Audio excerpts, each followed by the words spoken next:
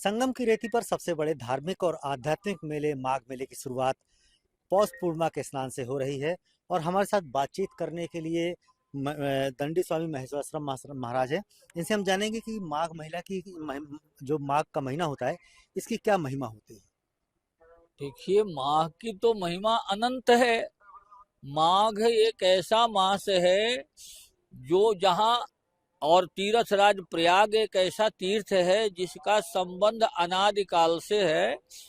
माघ में प्रत्येक ब्रह्मांड के प्रत्येक तीर्थ आते हैं, प्रत्येक तीर्थपति आते हैं, प्रत्येक देवता आते हैं, किन्नर गंधर्व सप्तऋषि सहित पूरे ब्रह्मांड के सारे दिव्य शक्तियां भी आती है और भगवान ब्रह्मा विष्णु महेश त्रिदेव भी आते हैं। तो सबके समाहित संगम है। यहाँ ब्रह्मा और जीव का संगम है, यहाँ भक्त और भक्ति का संगम है, यहाँ भक्त और भगवान का संगम है। खाली त्रिवेणी संगम गंगा जमुना का नहीं है, ये सबका संगम है। यहाँ अध्यात्म का संगम है, यहाँ अनंत अनंत फलदायी पुण्य का संगम है। इसलिए माघ का पूर्ण महत्व है और पुख पूर्णिमा से माघ प्रारंभ होता है। और पुख पूर्णिमा ही एक प्रारंभिक वृत्ति जाती है कि जब सारे देवता, सारे तीर्थ, सारे किन्नर गंधर्व, सारे सप्तऋषि सभी त्रिदेव के सहित पहुंचते हैं, तो हम कल्पवासियों को, हम भी कल्पवासी हैं, हम कल्पवासियों को उनका स्वागत करना चाहिए। गंगा के सामने खड़े होकर के सभी देवताओं को, आगंतुकों को, अतिथियों को अर्घ दे करके और उनसे प्रार्थना करें कि आप सब हमारी पर कृपा करें कि हम नियमित कल्पवास करने आए हैं, वो कल्पवास हमारा पूर्ण हो और हम इन नियम को पालन करके इस आवागमन रूपी शरीर को त्याग करके हम जहां से निकले हैं, जिस ब्रह्म से तेज से निकले हैं, उसी ब्रह्म में समाहित हो जाएं। तो ये मुक्ति का साधन क्षेत्र है। यहाँ अनंत अनंत जीवों की मुक्ति होती है कल्पवास करने से।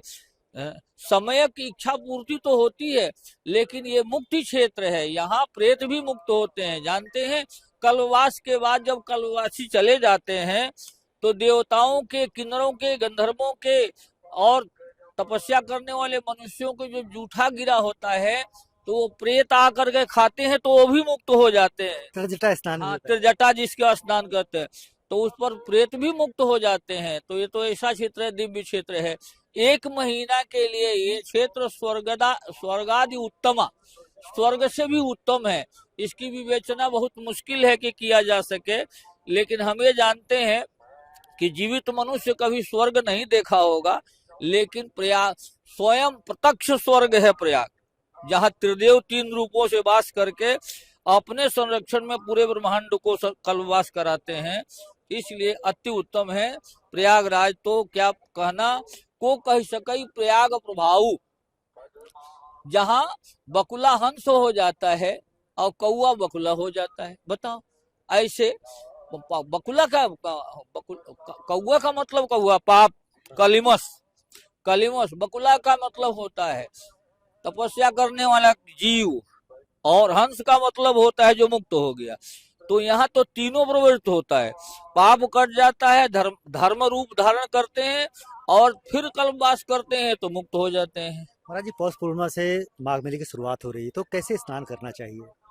देखिए, सब जब भी कल्पवासी आए, पहले दारागंज में जब पहुंचे, बांधवा के नीचे भगवान गणेश का पूजन करें। सबसे पहले गणेश जी से प्रार्थना करें कि हे गणेश जी, आप निर्मलता से हमारे कल्पवास की रक्षा करें। फिर गंगा जी का पूजन करें। फिर अपने कैंप में आकर के तुलसी और केदली वृक्ष, केदली विष्णु भगवान का स्वरूप माना जाता है, केले का। केले का।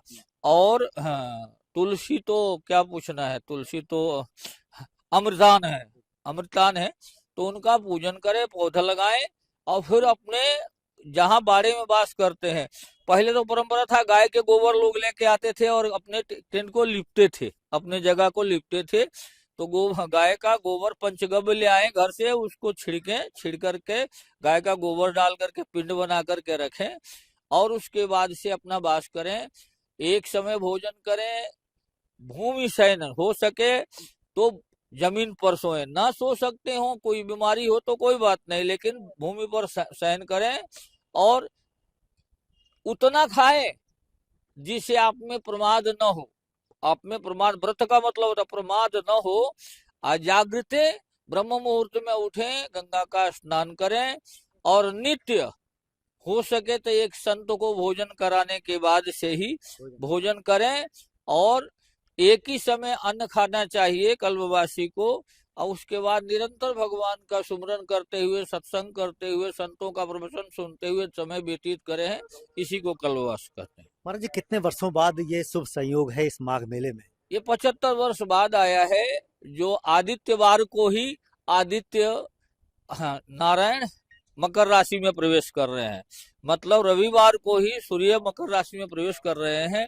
ये 75 वर्ष बाद आ रहा है, इसलिए ये माघ मास धन्य मास के रूप में माना जाएगा। हम महा तो नहीं मानते, लेकिन धन्य धन्य है जो हम लोगों के जीवन में ये सारे संयोग, कुंभ भी आया, महाकुंभ, और ये भी आया है, तो ये उत्तम है। जितना हर्षोल्लास से और नियम के द्वारा कल्पवास करेंगे उतना ही फल प्राप्त होगा। महाराज, एक आखिरी सवाल है कि यह प्रयागराज में ही कल्पवास क्यों होता है? प्रयागराज जैसा कुछ है ही नहीं है तो कहाँ होगा?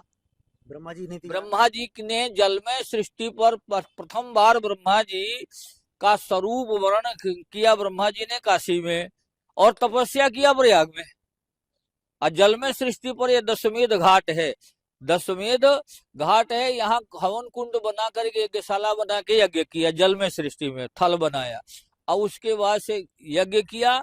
और यज्ञ सृष्टि के सृजन, पालन और संहार में सहयोगी बने शक्तियां, इसके लिए किया। और वहीं पर घोषणा हुआ था कि आज के बाद से जो इस यज्ञ स्थली में कि भूमि में आकर के जो भी कल्पवास करेगा, उसे तीनों त्रिलोक में जितने ब्रह्मांड में जितने देवता हैं, तीर्थ हैं, तीर्थाधिपति हैं, किन्नर गंधर्व, जो भी आदित्य शक्तियां हैं, सबके दर्शन का फल प्राप्त होगा। और 4 युग का एक कल्प होता है, 4 युग का एक कल्प होता है। और जो 1 महीना नियमित वास करेगा, उसके 4 युग सारे ब्रह्मांड के तीर्थों में वास करने का फल प्राप्त होकर के वो आवागमन से मुक्त हो जाएगा। पूरे माघ मेले में धार्मिक आध्यात्मिक बयार बहेगी यहाँ पर? हाँ, ये तो निरंतर बहती रहती है, ये तो अनादिकाल से निरंतर चल रही है, इसीलिए तो आते हैं। बहुत दूर दूर से संत महात्मा और कल्पवासी आते हैं। तो ये संगम है, अध्यात्म का संगम है, अध्यात्म की नगरी है। ये किसी राजनीतिक नगरी नहीं, अध्यात्म नगरी है। तो अध्यात्म में तो यहाँ संगम ही चलेगा, नारायण, पूजा पाठ होगा। पूरा पाठ होगा। धन्यवाद। हमारे साथ दंडी स्वामी महाराज जी है, और इनका साफ कहना है कि यहाँ पर पूरे महीने धार्मिक और आध्यात्मिक बयार बहेगी और यहाँ कल्पवास होगा। तो इसी तरह से यहाँ पर पूरे महीने इसी तरह से धार्मिक बयार बहती रहेगी। पंकज श्रीवास्तव, प्रयागराज।